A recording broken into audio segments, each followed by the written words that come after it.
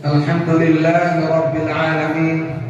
Wassalatu wassalamu ala nabiyyi Muhammadin sayyidil mursaleen wa ala alihi wa ashabihi ajma'in. Amma ba'd. May praise be to Allah, the creator of the worlds, and peace and blessing be upon his prophet Muhammad sallallahu alaihi wasallam, the head of all messengers, upon his family and all his companions.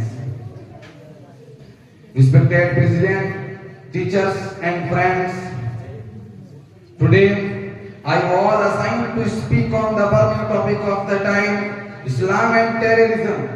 It is surprising enough that violent activities and terrorism is attributed to Islam, whereas it is the religion of peace and mercy, the word of Islam, which means submission to the will of Allah is derived from Islam, which means peace. It is in fact Islam which for the first time in the human history came forward to protect the weak, to strengthen the poor and honor the distant. It regarded the safety of human life, wealth and honor the utmost necessity of a human society.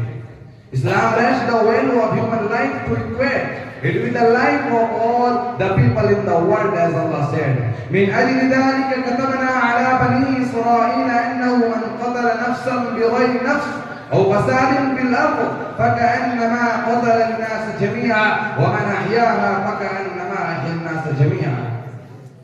For this reason, we decree for the children of Israel that whoever kills a person not in retaliation for a person killed, nor for spreading disorder on the earth, is as if he has killed the whole of humankind. And whoever saves the life of a person is as if he has saved the life of the whole of humankind.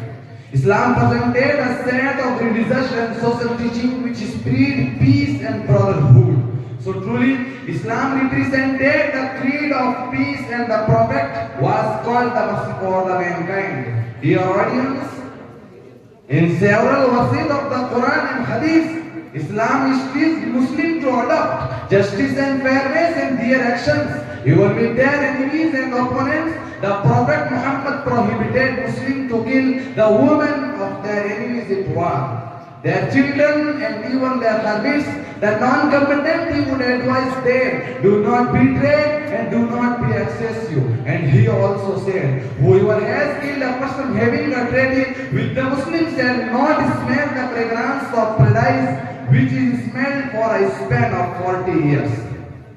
Dear audience, in the light of these texts, the act of inciting terror in the hearts of defenseless unions, the wholesale destruction of buildings and properties, the bombing of innocent men, women and children are forbidden and detestable according to Islam. Muslims follow a religion of peace and mercy.